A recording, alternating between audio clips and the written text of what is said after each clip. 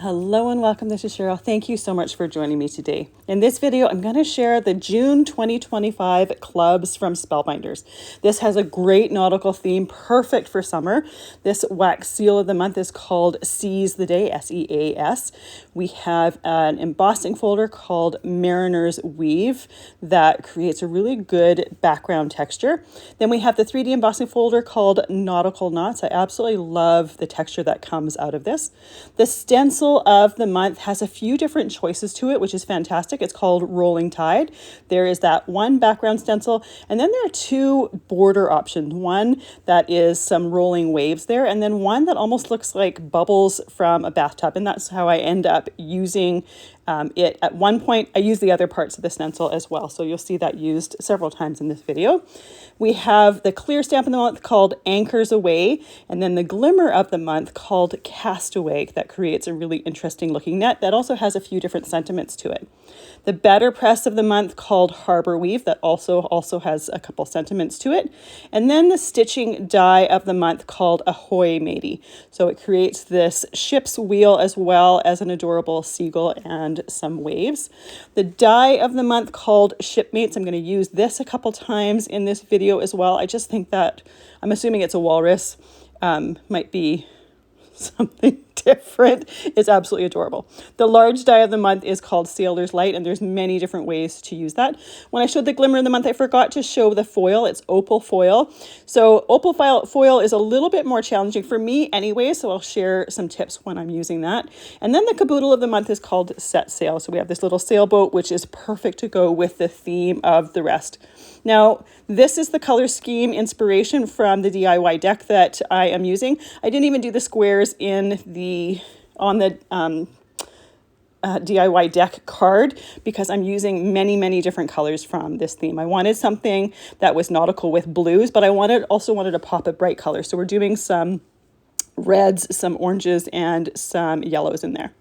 Now to start off, I'm going to use that wax seal in the month and create some wax seals. And I always create more than I really need because I like to have a lot of different choices while I'm creating. And I like to have a few different color choices. So because of the Opal glimmer foil, I chose some opalescent metallic-y white wax beads from the purple wax mix. I chose some silver wax beads from the basic wax mix, and then the ink wax beads are what is coming with the wax seal of the month, and it's a really nice navy blue, which works really well with the color scheme as well. So I have these wax storage containers here that I use to store my wax seal stamps as well as the handles, and I love the fact that the section pieces come out so you can customize it to fit what you want to do. I have the wax starter kit here that I use all the time and have my wax melted. I'm starting with the lighter color wax and I'm going to work my way darker. And I'm putting 3 different wax or 3 beads in the pot at a time to heat them up. And I'm going to create 2 white pearly wax beads or wax seals, 2 silver ones, and then 2 navy ones. And I'm definitely not going to be using all of them for these cards. But like I said, I like to have options so that I can pick and choose which colors are going to work the best. So while I have one seal cooling down, put the next wax beads in, and I like to just stir them with a toothpick. I just keep it with my wax starter kit, and I reuse the same toothpicks over and over. It just makes it really easy to mix them together. I also have some silicone craft spoons that I use to clean out the wax melting scoop, if you will. And the nice thing about it being silicone is once it cools down, you can peel that off, and I just store it right with my wax beads so it can be reused again and again. So the great thing about doing wax seals is there's very little waste to it, because if you're not making it or using it with the wax seal, you can use the extras again and remelt them. And if you happen to have a seal that you don't like, you can easily remelt it and redo it. So it's a very forgiving thing. It's kind of zen to do it. I always love pulling that wax, the cooled wax, off of the seal and seeing how it turned out. Now, whenever you do the wax seals, sometimes it's a little bit harder to see some of the writing. So I have some Posca pens that I use to color in over top of the writing just to make it show up a little bit more. And I will do that at one point. I think I just do it with one in the video. I did do it with a couple other ones, but I don't think I used those seals in the video because they didn't work with the look that I was going for. Once I'm done using that scoop, I take a clean piece of paper towel. While it's still hot, I just wipe it right out, make sure that there's no wax left, and that way it's nice and clean for the next time. And there was that silicone craft spoon or the spatula part, and I just took the cooled wax right off of that, put it right with my wax beads. So it's right there ready to use next time. And in that container that I store my wax beads in, I just got it from the dollar store. It also has a top tray that I put my extra seals in that I can use for future projects or remelt them if I decide to never use them again. So for the next part here, I'm going to be doing my foiling, and I'm going to foil the Glimmer of the month as well as the BetterPress of the month. Now the thing with this Opal foil, it's transparent, and if you cut the piece off and don't pay attention to which side you put down, it's impossible to know which is the right side or the pretty side and which isn't. So I always cut them as I'm using them, and as I'm using them, when I cut them, the outside of the roll is the pretty side of the roll, the side you want to put towards the plate, and then the inside of the roll is the side you want to put towards your cardstock. And I'm using Hammermill Cardstock here. I'll often use Hammermill Cardstock when I'm doing my foiling. Now, because it's a transparent opalescent foil, it's a little bit harder to see really fine details on camera. Now, this was a new roll, so there's that little seal that goes on the end that holds it together, and you can see it made a mark on my cardstock.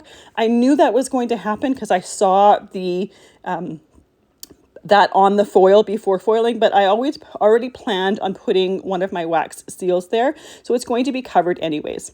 So I'm also going to foil these sentiments. Now, the thing with the opalescent foil is if you don't get a pristine, perfect foiling, it's really easy to clean the regular foil, but it's harder to do the negative hot foil. And I always like to do the negative foiling at the same time.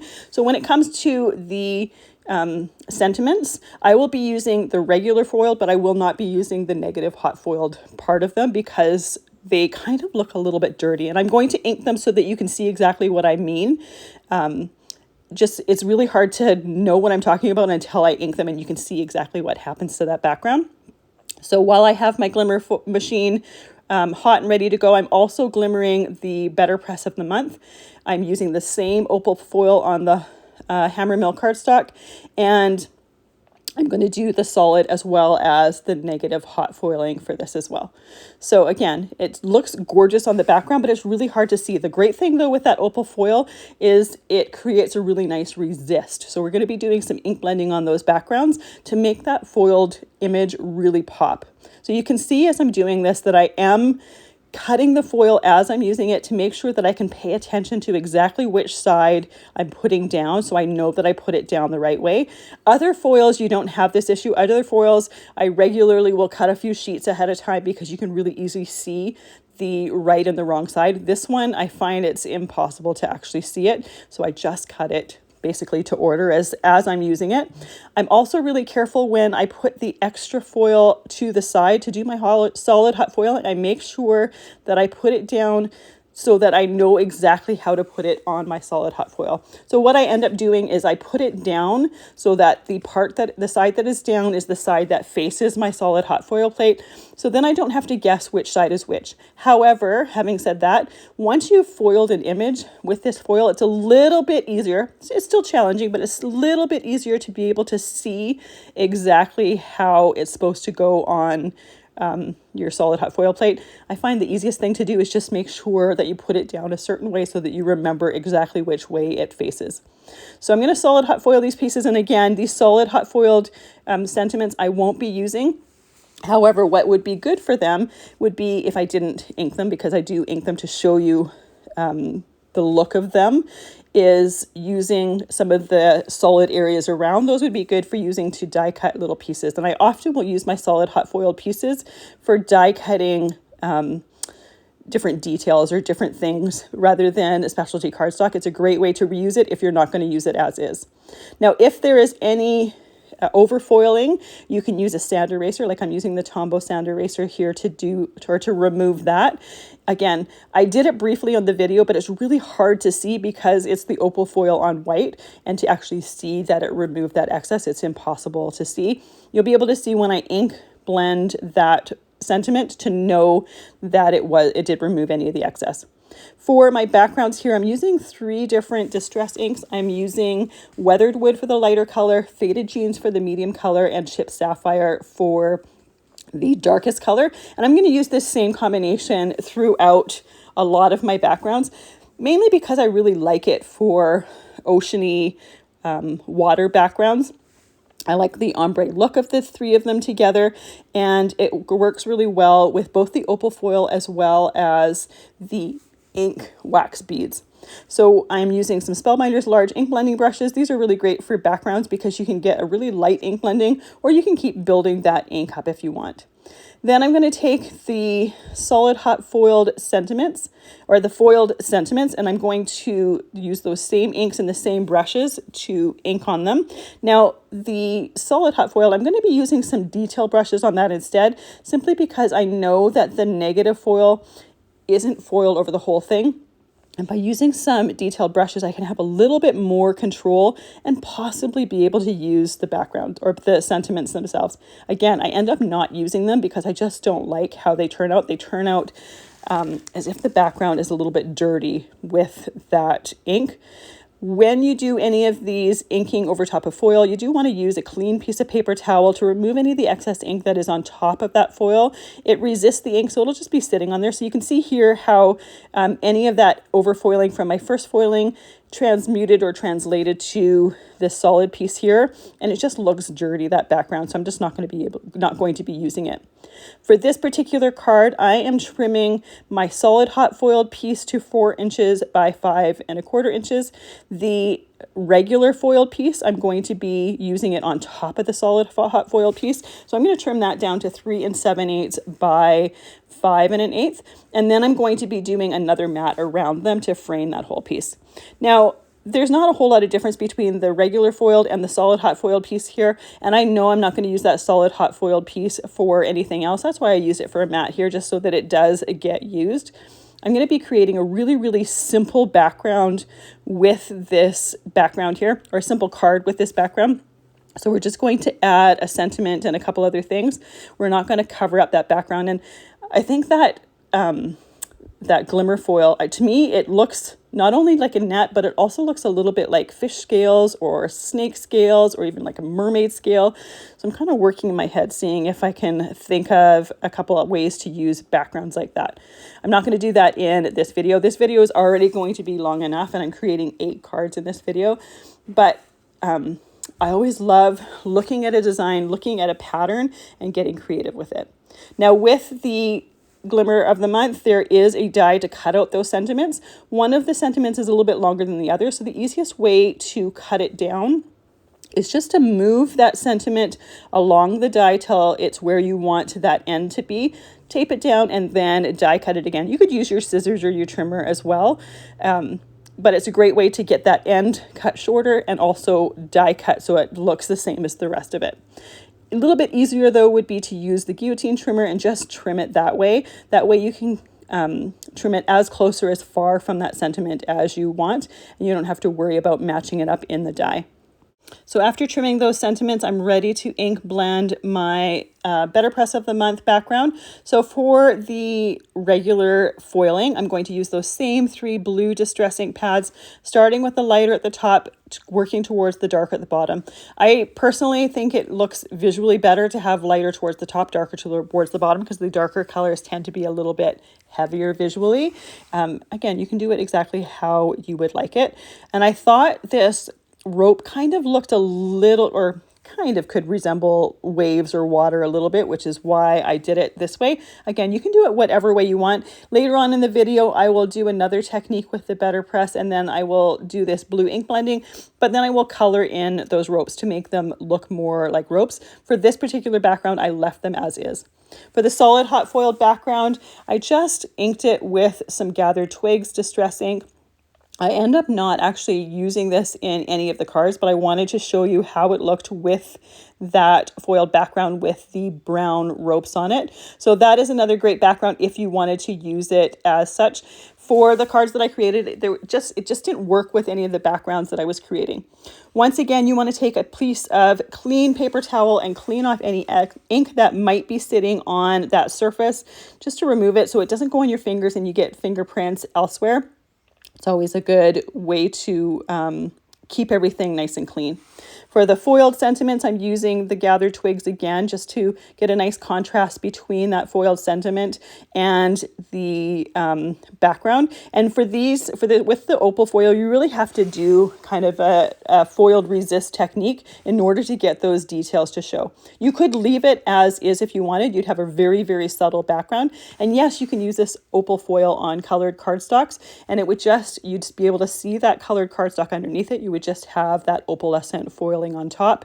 I chose not to use colored cardstocks to do the foiling for this particular video, just because I wanted that contrast between my ink and the opal foil on white cardstock. For the outer mat for this first card here, I'm using indigo cardstock. And you can see that I already have die cut pieces out of it from a future project. This is something I do very often in my card baking. It just stretches my supplies a little bit more.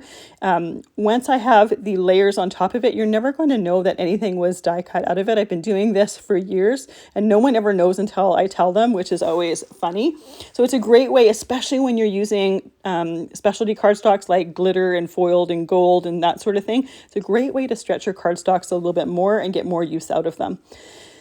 Once I have those layers on there, all I'm doing to this particular card, I'm keeping it super simple. I am gluing down one of those sentiments on there, making sure that it has a decent contrast between the sentiment and that background. And then I'm going to use the wax seal made with that ink wax beads. In order to make the details come out a little bit more, I'm using a silver Posca marker and just coloring on the raised surface.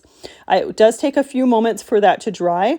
For the lighter colored seals, a navy Posca marker would be fantastic for that. I don't actually have one.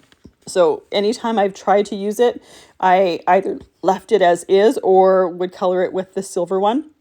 I end up not using the lighter one that I ended up coloring with the silver. I tried it on a few different things throughout the video, but I just didn't really like the look of it. So the Posca markers are a great way to just let that pop a little bit more. For my next card, I'm going to use that BetterPress foiled background, and I'm going to use it with the die of the month. The die of the month, to me, it's a walrus. I might be wrong, a walrus sailor or whatnot. I have him die cut out of some anchor cardstock. His little shirt there is die cut out of windy cardstock. His rain jacket and little hat is done out of poppy cardstock, and then the little whiskers are done with raven, and his nose is done out of Sicily cardstock. So I wanted him to have some good contrast from the background, and I always love with nautical cards or nautical themes seeing the blues with a pop of red. I just think I like that color combination. So I chose a red jacket for him, but you can do it in whatever color you want. I definitely would consider what background you're putting it on to choose your colors that way. I always glue my pieces together with Barely Art glue in a fine line bottle. It gives you a little bit of wiggle room to move things around, but you can use as much or as little glue as you want. And then I also like to use an acrylic block just to post it or lay it on top of the pieces that I'm using. Make sure that everything is gluing down nice and flat and freeing up my hands for working with other pieces as well. Now, the die of the month also has a seagull that you could pair this little walrus with. I chose not to use it. I wanted to pair it with the ship's wheel from the stitching die of the month. Now, the cool thing with the stitching dies is often those stitching details are little inserts that you can put in an outline die, and the stitching die of the month is no exception. So I chose to cut out the ship's wheel at a truffle cardstock, but not put those stitching inserts in there. So I wanted you to be able to see that die used in a couple different ways. You can do it with the stitching or you can do it without, and I always love that you have the option to do that. It just gives it more versatility, to be able to do it in more than one way. So I glued down that ship's wheel, and you can see it's a little bit too wide for an A2 card. Once that's dried, I will cut that down and trim the excess off. There's no need to keep those pieces outside the outer parts of the card. You could if you wanted, you just need a little bit larger envelope for it. Then I'm taking one of the sentiments that was inked with that Gathered Twigs ink. It's going to make a nice contrast on the blue background. So I'm using my guillotine trimmer just to trim that down. Again, you could use the die that is with that BetterPress of the month to trim that down. Sometimes I like using the die, and sometimes I just find using a trimmer is easier, especially when it's a sentiment like that has really straight lines to it. I'm going to put that sentiment towards the top so that it pops off that background. And this is one of the areas or one of the cards where I was thinking about using a wax seal on the background.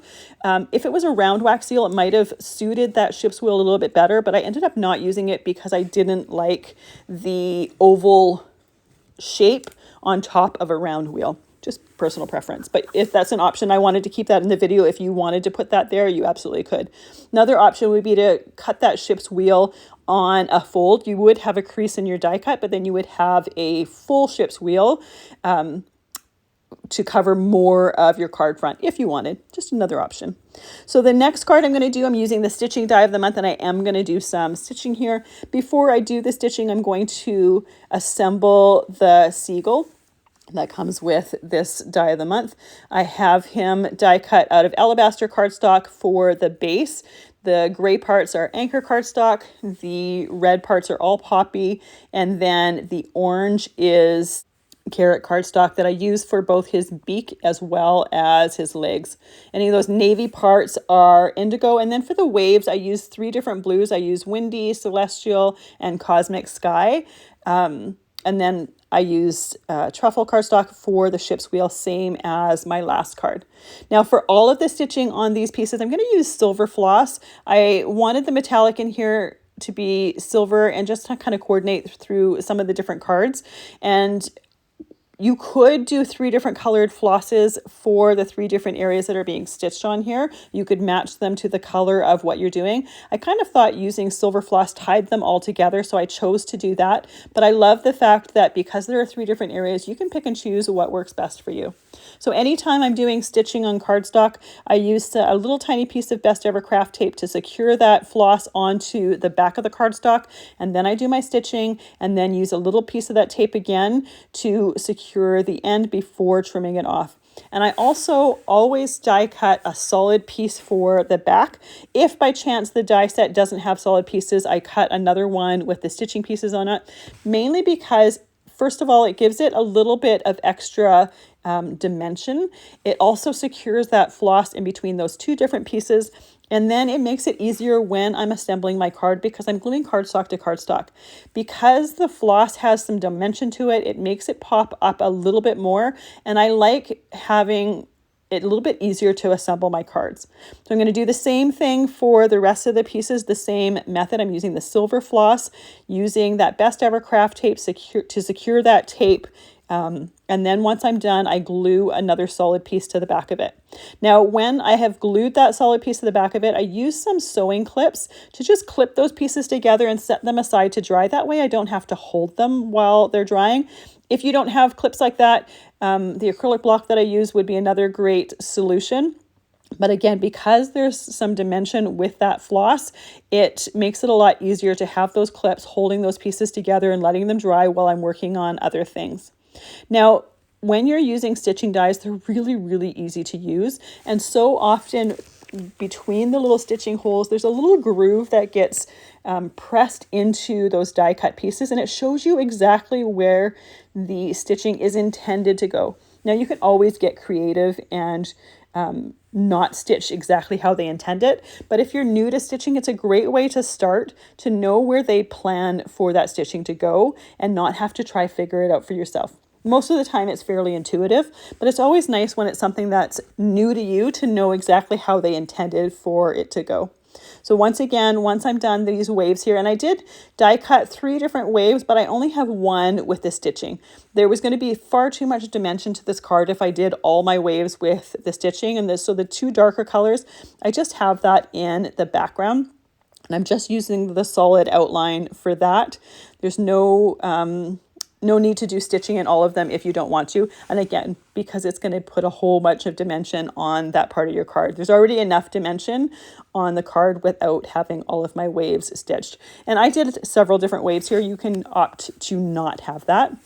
Before I go and do my last stitching on the ship's wheel, I thought I might as well put that scarf onto the seagull, have that glue drying while I'm doing my stitching. And once again, the stitching for this is exactly the same as the first two ones. I put my floss into one of the holes, use a tiny little piece of Best Ever Craft tape in order to secure it, and then go and do my stitching. And you don't have to worry about how the stitching looks on the back, especially if you're going to glue a solid piece on the back of it. No one is ever going to see that. Now, because of the little, I don't know what they're called, sticking out from the ship's wheel, they definitely want to catch on the floss. So it's a little bit more tricky. This, of the three pieces, this one was the most tricky to stitch, only because the loops of thread kept wanting to stick to those pieces. But if you happen to have the thread wanting to knot, all you have to do is hold your piece up, let the needle hang underneath there, and it will automatically unravel itself and unknot itself. So with those pieces done, I can glue this to a solid wheel. And you can see that my solid wheel, I didn't quite have enough cardstock there, so those two pieces on the two sides are not quite wide enough for it. The point of this solid piece is to secure my stitching, so I don't need to really worry about those pieces on the side, as well as the fact that once I glue them to the front of my card, part of those side pieces are going to be trimmed off just like my last card anyways, because it's a little bit too wide for an A2 card. So with that drying to the side, I'm going to create a background for this card. So I'm going to use my BetterPress of the month, and I'm just going to press it without any ink on it. Now you'll see me use an embossing powder tool on the BetterPress cardstock that I'm using here. I kept flip-flopping on what exactly I wanted to do for my background. At one point I was going to emboss it with some silver embossing powder to tie in with the stitching.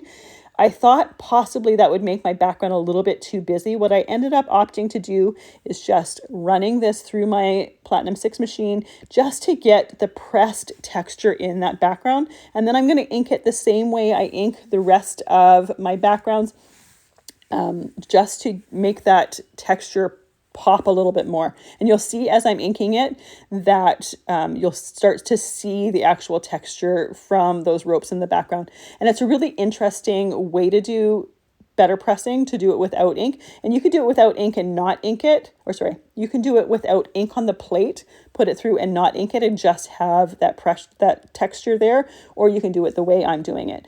I always love knowing more ways to use your plates and to use your supplies. So it's a great way to get texture to your background that's completely different. It has a completely different look from an embossed background. For my sentiment here, I used some Versamark ink as well as embossing powder tool, and I'm going to heat emboss my sentiment. I'm going to do it with silver embossing powder. It's going to tie in with that silver stitching. Just on white cardstock here, I wanted to make sure that my sentiment was able to easily be seen on that background. There's also an Ahoy sentiment in that stitching die of the month that I use, as well as this BetterPress sentiment. And this BetterPress one says casting a warm hello your way. So it works really well with both the rope background as well as our little seagull sailor. So I use the die that goes with that. And I always tape my dies for my sentiments just to make sure that they don't shift on me when I'm doing my die cutting. There'd be nothing worse than to heat emboss a sentiment or stamp a sentiment or whatever and have that die move and shift and ruin it. So with that sentiment ready to go and my stitched pieces to the side ready to go, I'm just going to ink blend my background again really lightly with those three distress colors, the Weathered Wood, the Faded Jeans, and the Chipped Sapphire. But you can see as I'm inking them how the texture kind of pops. And it has a completely different look from that foiled background, as well as the one that I'm going to do later on in this video where I heat emboss that BetterPress background. I trimmed this down to 4 inches by 5 1/4 inches, and I have a piece of matte silver cardstock from the Silver Treasured cardstock pack that I'm using as a matte, and that is trimmed to 4 1/8 by 5 3/8. It just, again, ties in that silver and just frames that image really, really nicely. So before I put my inked and BetterPress background onto the card and the mat, I am going to glue down those waves so that I can trim off the excess pieces. I want to make sure that I have the space to do it, and I don't necessarily want those waves to go to the edge of the card. I am going to let my stitched waves at the very front go to the edge of the card, simply because I didn't want to cut the floss and have a floss piece possibly come out. And I also liked the look of my front wave layer going all the way across.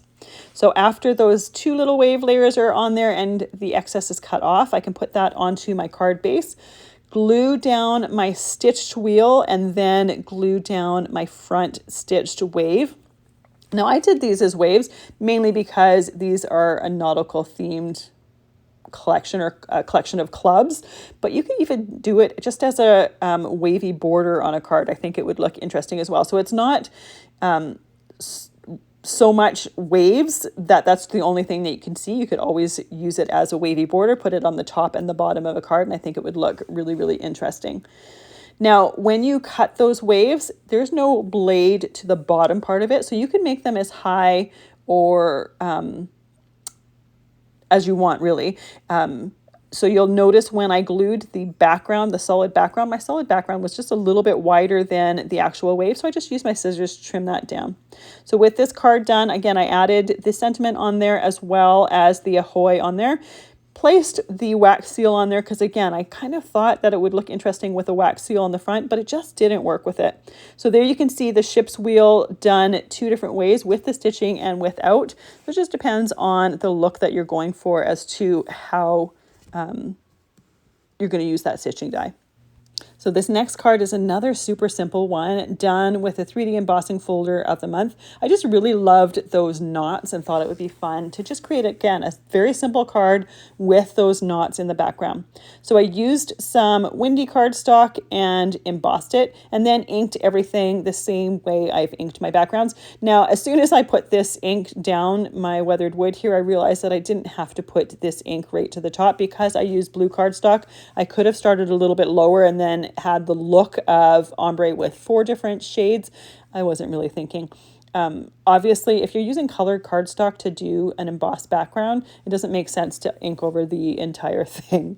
So in order to make those ropes pop just a little bit more, I used a Pinkfresh brush that had a nice flat edge to it. Another option here would be to use like a distress tool with those foam pieces on there.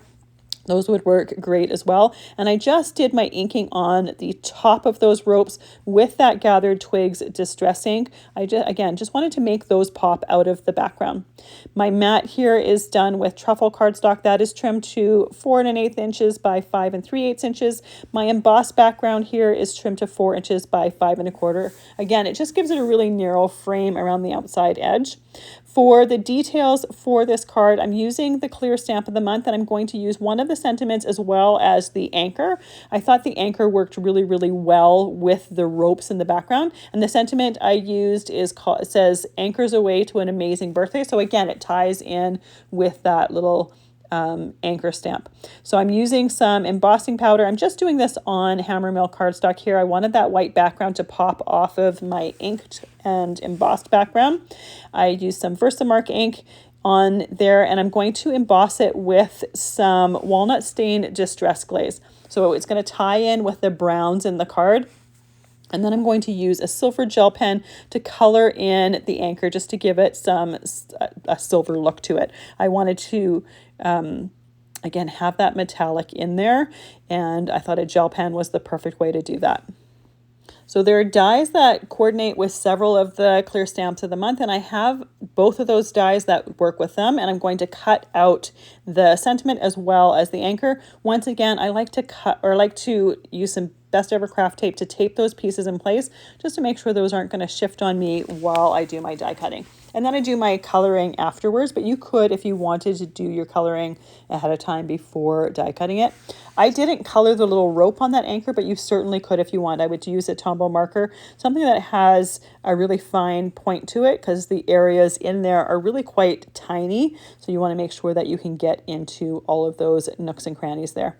So I use the gel pen simply because it makes it really, really easy to go in the embossing. You could use the Posca marker that I used for the wax seal earlier in the video. However, that Posca marker is likely going to color in the embossing. The tip of it is a lot wider, a lot broader than my gel pen.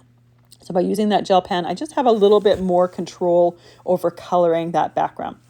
So as well as my sentiment and my anchor, I wanted to put one of the silver wax seals that I have. I always love when doing a sentiment with a wax seal. I just think 3s work better. Sometimes I'll just do 2, and there are a couple of things like the first card and a card later where I just do a wax seal with a sentiment, but I always like the visual look of 3s. So I thought that anchor worked really well with it as well. And the silver seal just kind of tied in with that. So again, super, super simple card, but has so much texture to it with that 3D embossed background as well as that wax seal. For this next one here, I'm starting with some windy cardstock, and I am going to stencil that background. I'm using that all over background stencil, and because the area around that stencil is a little bit narrower, I'm using just some painter's tape just to secure it in place, make sure that it's not going to move on me. I am going to stencil that whole background. For the sky area, I'm going to use some Lost Shadow Distress ink and just lightly blend that top part using a little bit of Hickory smoke around the edges just to kind of frame it a little bit. As well as looking like waves, to me they kind of look like swirling clouds. So I thought it would work well for the top of the card to do it with the sky. Now, I already have another video done with several of the clubs where I use this I use several different of the stencils for the background of it, and I'm so excited to share that video with you as well. It's got some movement, it's got a shaped card base. I'm not going to give too much of it, but I use both this stencil and I combine it with some of the other stencils. For this particular background, I did some blues at the bottom for the water and the waves, but I wanted to give those waves a little bit of sparkle, so I'm using some Moon Dust Stickles glitter gel with a palette knife, just doing it on the bottom half. I don't really want the entire background to be inked and then glittered, but I do want my waves to have a little bit of texture just to give it a little bit of extra something. Now, this isn't something that is in your face because I'm going to be using that large die of the month for some details on the front of it, but it's just a different way to enhance that stenciled background.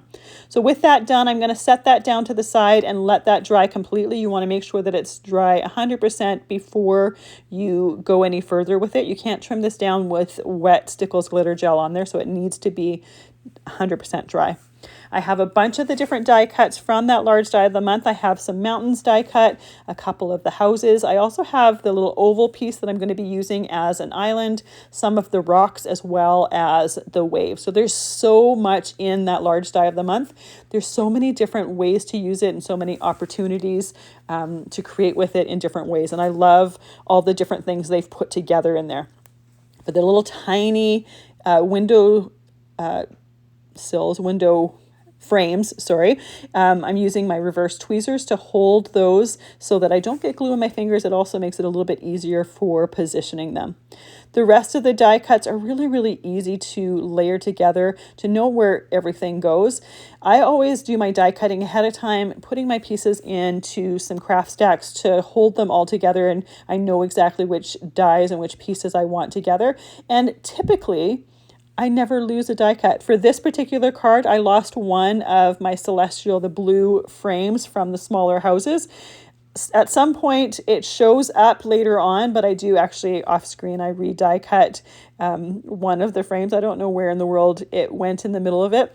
Usually those craft stacks keep everything in place and make sure that I don't lose any die cuts. And for some reason, for this one, I did. I thought it was actually kind of funny, especially the fact that it somehow showed up at some point, and I don't know what in the world it might have been stuck to.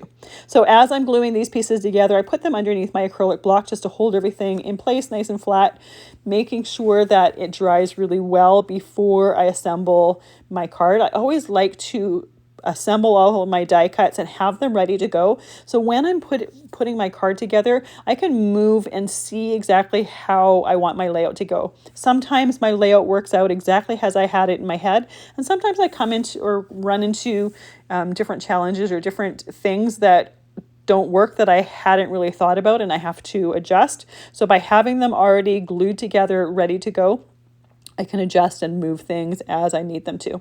Now the colors for the houses for this particular card, I used Celestial for the larger house. I used the Carrot for one of the smaller ones, and then Poppy for the other one. It was kind of inspired by, there are houses in, I think it's Newfoundland, I'm from Canada, where there's a coastal town that has all of these beautiful, bright, vibrant colors for their houses. And I thought that would be a really fun way to add just a bunch of color to the front of a card. So my background is, blues and grays. My mountains are grays and whites. Most of it is kind of blues and grays, so I wanted just a pop of color there, and I thought that was a great way to add that pop of color and just have some fun with it. So with all of my die cuts assembled, ready to go, my background, I let that dry, and it took about an hour for that to dry. You definitely want to make sure it's 100% dry before you trim it down. I trimmed that stenciled background to 4 inches by 5¼ inches. I'm using some Anchor cardstock for my mat. That is trimmed to 4 1/8 by 5 3/8. I can glue all of those pieces together. And then with that acrylic block on there, here's another bonus to it, is because it's nice and clear, I can assemble my die cuts or lay my die cuts out on top. I can see exactly how it's going to look on that background and see how everything is going to fit together. And again, see if the idea that I have in my head, the layout that I have in my head, is going to work the way that I think it is. And then as I'm gluing it down, I can just put that acrylic block on there just to make sure that everything is nice and flat. And you definitely want to do that, especially towards the lower part of this stenciled background, because it has that Stickles glitter gel on there. There's a little bit of dimension to it, so you want to make sure that your glued area has really good contact with that, and you want to give that a little bit of extra time to dry to make sure that it's nice and secure. So once I have those pieces, and you can see that I'm working kind of from the back to the front. I'm working from the background, which would be the mountains, to the island with the houses on it. And I'm just working kind of top to bottom, back to front as I'm doing this. Because I'm using a liquid glue, if by chance I forgot a piece, I could easily tuck it in there because that glue likely wouldn't be completely dry. But I also, as I'm working, kind of pay attention to the order of things, what makes sense, so that I don't necessarily have to do that. There are times when it makes sense to put something down first and then tuck something in behind it, especially say when I'm doing florals or whatnot. But in a design like this where everything is already ready to go and I know kind of how I plan on doing it, the way that it works best is to work from background to foreground, and that way I don't have to accidentally adjust something or move something as I am adding pieces to the card. While I let those die cuts dry, I'm going to stamp my sentiment. So I'm using the Hello sentiment from this set, and I'm also using the one that says Thinking of You from the Edge of the World. I thought it kind of worked well with the little bit or the scene that we have here. I'm stamping them with Anchor ink, and I'm using my Misty stamping tool just to make sure that I can stamp it a few times and get a nice, clear, clean stamp sentiment there. Once I have that done, I can use the coordinating dies for this. And there isn't coordinating dies for every single one of those clear stamps. There is for a lot of them, but there's a couple of them that don't. So I always, especially if I plan on die cutting a sentiment out, I always make sure that there is a coordinating die for the particular one that I use. If I'm really tied to that particular sentiment, either I will stamp it on a piece of cardstock and use my trimmer to trim it, or I will stamp it on the inside of the card. To give this card a little bit more texture, as if it doesn't have enough, I'm using some glossy accents in the windows, putting just a little dot in there. And then to make sure that the glossy accents makes its way all the way to the outside of those die cut pieces, I use my die pick and I just put it in there and just kind of spread that out. I want to make sure that it looks like glass windows and it doesn't just look like a blob of clear stuff in the middle there. So by using my die pick, you could also use a toothpick, you could use a pin or a thumbtack, that would work as well. But I always have my die pick around. It makes it really, really easy to do that. I do, once I'm done doing this, I make sure to clean off the end of my die pick so I don't have glossy accents sitting on there. For my next card, I thought I would just have some fun. One of these stenciled layered backgrounds creates kind of the look of bubbly water. And for me, that reminded me of a tub with bubble bath. So I wanted to have fun, not only with this layered stencil, but I also wanted to have the Walrus die cut from the die of the month, the embossed background from the embossing folder of the month, and do kind of a tub time card. So that's where I'm going with this. So the first step to this is I am stenciling my background. I started with the larger of the 3 backgrounds with my weathered wood, the medium-sized one with the faded jeans, and the smallest ones I'm doing that with chipped sapphire. Now, I could use some of that Moon Dust Stickles glitter gel to add a little bit of glitter to this, but I don't really have the control that I want with the look that I want for this particular card. So once I have all 3 of my backgrounds stenciled in, I'm going to use some stickles just in the little bottles. They have a nice fine tip to them, and I'm going to go over the layered edge or the edges of the different layers, as well as I'm going to fill in some of those bubbles with the stickles. I'm also going to outline some of those bubbles with the stickles and then fill them in with some glossy accents and do some of the bubbles with just glossy accents. So I have a background here that not only is inked, but has some shimmery areas with the stickles, some shimmery bubbles with the stickles, and then just some clear bubbles with the glossy accents. Now, because there's a lot going on here, I want to make sure that this is 100% dry. So I'm doing this in an evening, and I'm going to let it dry overnight, and then I'm going to fussy cut it in the morning. I want this to be a border on the bottom of my card. And really the only way to create that border, the way that I want for the look that I'm going for, is to do some fussy cutting. Now, sometimes we have ideas and have visions in our head on how we want something to look, and sometimes we are our own worst critic. So once I had stenciled this background and done the stickles how I thought I was going to like it, and then did the glossy accents, I looked at it and I thought it looked like a hot mess. But I figured I might as well let it dry and take a look at it in the morning, and I liked it much better in the morning. So I'm only sharing that with you so that if you're doing something and you don't necessarily like it, let it completely dry or walk away from it for a bit. Sometimes we're just a little bit too close to what we're creating. And after we've walked away from it for a little bit and have kind of a little bit of a new mindset when seeing it, sometimes we like it. So by the next morning, I went and looked at it, and I actually liked it so much better after it dried. It had more of the look that I was going for. Now, obviously, I didn't do any stickles on the separate little bubbles that go up from the water. You definitely could if you wanted to fussy cut those pieces. Another option would be to use a hand punch or small dies and colored cardstock to die cut those bubbles. I knew I was going to have a lot going on in this card anyway, so I just ignored those pieces and I didn't use any of them. But if you wanted to, you absolutely could, and they would enhance whatever you're doing as well. I just opted not to for what I was doing. It was going to be effective enough without those extra little bubbles on there. So I used detail cutting scissors to cut those out. You definitely want some that are sharp and ones that you can get really close to the edges.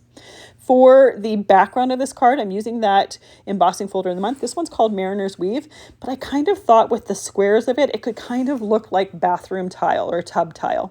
So I have some Sicily cardstock here that I put in the embossing folder, and I did tape it in place because I'm going to use some ink on that embossing folder just to make that print and that texture come out a little bit more. Now, typically when I do this technique, I will do it about 3 times and I usually get good background coverage. For this particular one, I wasn't necessarily interested in getting it completely covered. I was just interested in making the texture pop out a little bit more and create an interesting background. So I'm using some Hickory Smoke Distress ink on here. I have that Sicily paper taped in place to make sure that it doesn't move on me. That way, when I'm inking my piece, I don't have to worry about that cardstock. I can just worry about doing that inking. Now, typically, again, when I'm doing this, usually I do 3 times and I get full coverage. Sometimes I need to do it more. So if you're wanting to do this technique and you're wanting that inking to have full coverage on there, do it as much as you want or as many times as you want to get that look that you're going for. Again, I was only doing it to get that texture, just to make that texture kind of pop out of that background. And that hickory smoke is going to tie in with my little walrus, as well as I'm using hickory smoke for a mat around my image piece here. So I trimmed this embossed piece down to 4 inches by 5 1/4 inches. My mat is going to be 4 1/8 by 5 3/8. I did assemble my walrus off screen because I've already assembled it once in this video, and I knew this video was going to be long enough as it is, and I didn't think it needed repeating of that. Again, these die cuts are really, really easy to assemble. So I did assemble my seagull here. He's cut out of the same colors or very similar colors to the stitching die seagull that I did. The only difference is I did his beak here in Sicily. I die cut his hat as well as the walrus's hat in Celestial cardstock to tie in with those bubbles.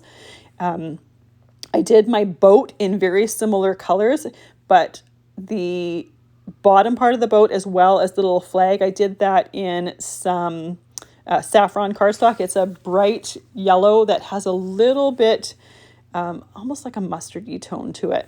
So I wanted that boat to pop off, but I wanted them to coordinate with the different pieces. Here's another one of those mats where I have die cut pieces that are there. So these are the pieces that this is the part that I die cut the walrus pieces before assembling him. Again, you're never going to know that the pieces underneath that mat were die cut out, so we might as well utilize our cardstock as much as possible. I glued the walrus to that embossed background and then glued my bubble background to the bottom and put my acrylic block on there to let that dry. Now I wanted him to look like he was in a tub, and originally when I had this design in my head I thought I would use that oval die from the large die of the month. It's just a little bit too short. If I did this frame part or this image part smaller, that die might work, but doing a little curve in a piece of white cardstock is easy enough to just hand do anyway. So I just took a piece of Hammermill cardstock and just cut a little curve with it with my shears and glued that to the bottom. And then I glued the seagull and the boat in the water. Now this seagull does have legs to it. I didn't cut the legs because I wanted it to look like he was floating and flapping and splashing in the water. So I just left those off, and it's always great with die cuts that have different pieces on them. It makes it really easy to customize it to what you want by just leaving pieces off. So with that image piece done, I glued that to the base of my cardstock with the mat, and I wanted to just do a very simple sentiment with this. So I did the Ahoy Matey for the front of the card, did that on Hammermill cardstock and die cut it, and for the inside I stamped "Party Like a Sea Captain, Happy Birthday," and I just thought this would be a great card for, say, like a child or a toddler or something like that, just something fun. I just thought it would be a fun way to use some of these pieces that might not necessarily be the first thing that you thought of. So with that piece or that sentiment stamped on the inside, I can stamp the piece for the front. And again, I use my Misty stamping tool, especially with sentiments. It makes it great to be able to stamp them a couple times to make sure that you have a nice, clean sentiment that you can read really well. And that sentiment on the front that is die cut, it works perfectly on the front because it just pops off of that tiled backsplash or tiled background. For my next card, I'm using the BetterPress of the month, and I am using a piece of windy cardstock. Again, I'm going to ink blend this background, so I didn't really necessarily use or need to use windy cardstock for this. I did this a few times and wasn't really thinking when I was doing my inking. The original plan was to do it and then just not ink blend the top, but I think I ink blended every single time. I just wasn't really thinking when I was doing the inking. So if you're going to do this and ink blend the entire thing, white cardstock is going to work. You don't need to use your colored cardstock.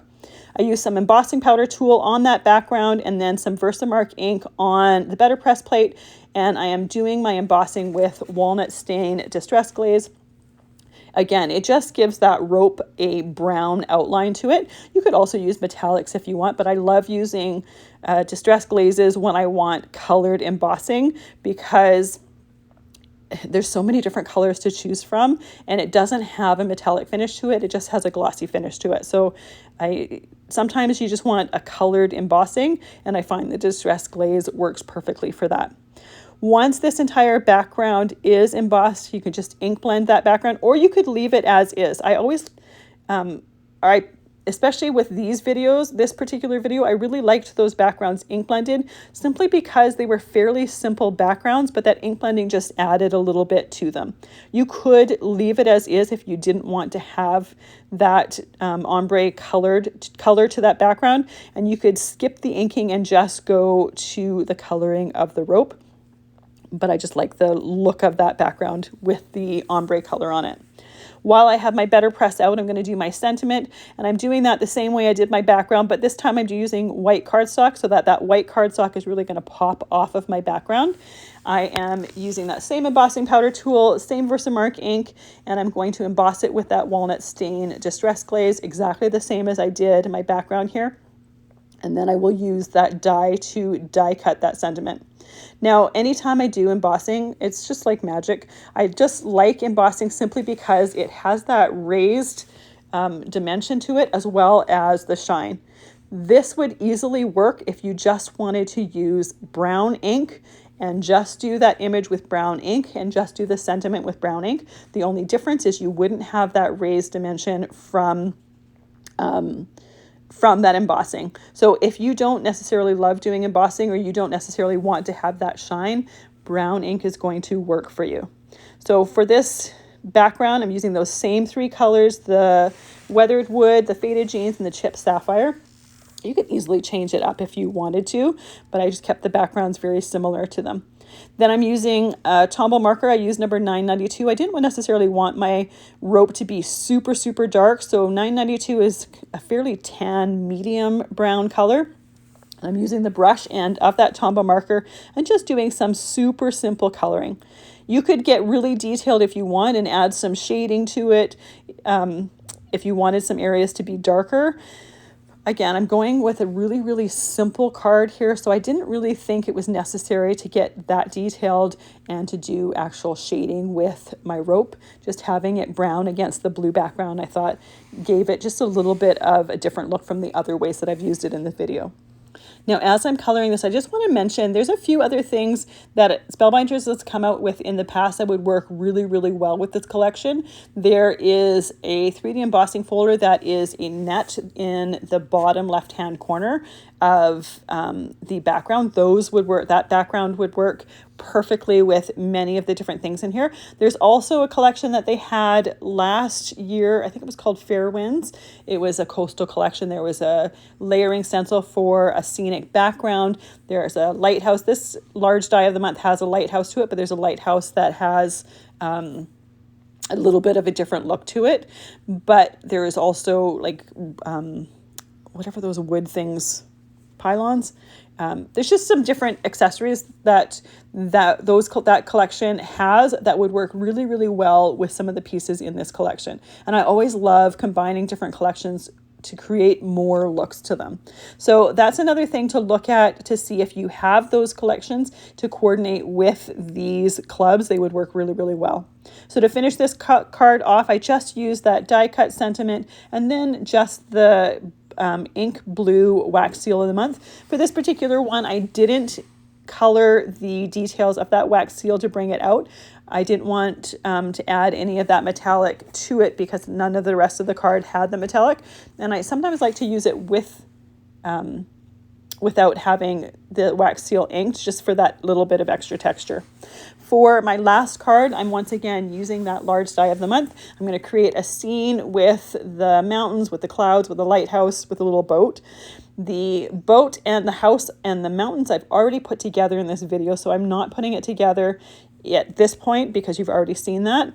The clouds have a detailed piece as well as an outline piece. So I cut the outline piece just with solid white cardstock, and I cut the detailed piece, it just inlays into the solid piece, and I cut that with white cardstock as well and layered those together.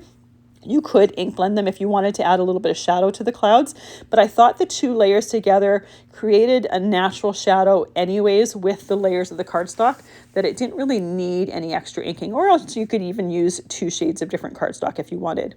The lighthouse is really, really easy to put together, and you'll see me put it together in a little bit of a different way in the next video that I share where I use the lighthouse. I highly encourage you to look at that video when it comes out. It'll come out in a few days because I'm so excited about how that one turned out as well. So for the background for this, I'm using the other wave in the layered or in the stencil of the month, the one that I haven't used yet, just to create some oceany waves for my scene to sit on. Once again, using those same 3 colors. I'm using windy cardstock here, and I'm not inking the entire thing. I'm just inking my waves on the bottom part of it. So if you look really, really closely at the card, once I'm done, you'll see that my mountain, my small mountain in the back, is a lot higher than the bottom wave. If that bothers you, what I would do is just get a scrap of cardstock and just do a little light ink blending on, just to make that horizon line straight, basically. I didn't bother with this because I didn't think it was totally necessary, and it wasn't until after I had finished the card that I'm like, oh, that might bother some people. So again, if that bothers you, before gluing any of the die cuts on, just use a straight edge of cardstock and ink blend a straight horizontal line before adding your waves, or you can even do it after adding your waves. Then I'm just layering on the different die cut pieces, and I'm just layering them onto my stenciled background first. Once I have them on there, as they dry, I can trim off any of the excess pieces. I always like when my die cuts go off the edge. Personally, I think it looks a little bit more interesting. With my clouds, I just did 2 clouds, had one purposely go off the edge, and then I used the piece that I cut off to go on the other edge of the card. So it looks like I have 3 clouds here, but I really only die cut 2 of them. I just made one of them basically into 2 clouds. Again, with this card, same as my last one where I used a lot of the die cuts from the large die of the month, I'm working from the background to the foreground. I'm paying attention to what pieces I plan on putting where, and I'm just kind of doing them in the order of back to front. And as I'm gluing them down, I'm also using my large acrylic block to hold everything in place. I did die cut the light beam for the lighthouse, but because my scene is fairly light in color, and my background is fairly light in color, it didn't really make sense to have that light beam coming out because it doesn't look like it's night. It looks like it's in the middle of the day, as well as the fact that I thought when I put it down or just placed it down, to me it looked distracting there. So I opted not to put that down there, but you could easily put that on there if you wanted to. With my background done here and all of the excess trimmed off, I can glue my card together. My background piece here is trimmed to 4 inches by 5 1/4 inches. My poppy border is 4 1/8 by 5 3/8. And to add more texture to this card, as if there isn't enough texture with the die cuts, I am putting a little bit of stickles on the clouds, on the snow top to the mountains. I'm not doing it on everything, like I'm not completely covering the snow top to the mountains with the stickles. I'm just kind of outlining it. If you wanted that to be completely covered, I would suggest just die cutting it in a glitter cardstock, and then you would have that completely covered. Same with the detailed part to the clouds. If you wanted that completely glittered, I would die cut it out of glittered cardstock. And then I used a little bit of the stickles on the top of the waves. Once again, I'm using the glossy accents in the windows. I just love the look of the glossy inside the windows. I think it just adds a little bit of extra texture to it that is not necessarily expected. The last thing I'm doing is using some Silver Nouveau drops on the door knobs of the house as well as the lighthouse. Now, when I did it for the lighthouse, it kind of spit a little bit, so I got a little tiny trail of silver. I just cleaned that up right away with my die pick to fix that. And that way it doesn't interfere with it, and it also doesn't dry on there like that. So with that, now we have 8 different samples, 8 different ways to use some of the Spellbinders clubs for June 2025. I'm hoping that I gave you some different ideas in some ways you might not have expected to see, especially with this tub time one. I was super excited to just play with that and create with that. And obviously, I have a certain color palette that I did with all of my cards here, you can easily change up that color palette to suit you. If there's colors in there that you don't like, it's really, really easy to just change that up and not necessarily use those particular colors. Use the ones that suit you better, ones that you like better. I love all the different pieces in this collection and how well they worked together with each other. Typically when I'm doing club videos, I often will change it or will separate it into 2 different videos. And this one, I just really found that I couldn't. There wasn't a clear division between any of the clubs. They all just worked really well together. And so I decided to make a longer video and use all of them. I tend not to do longer videos, mainly because I'm not sure how people feel about it. After the last one, people seem to feel fine about it. I also tend to get overwhelmed with doing too many things at one time, trying to keep them sorted in my head, which is another reason why I tend to avoid it. But these ones were so much fun to create, and I hope you really enjoyed watching them. Thank you so much for the time that you spend with me. I really appreciate it. I hope you have a fantastic day.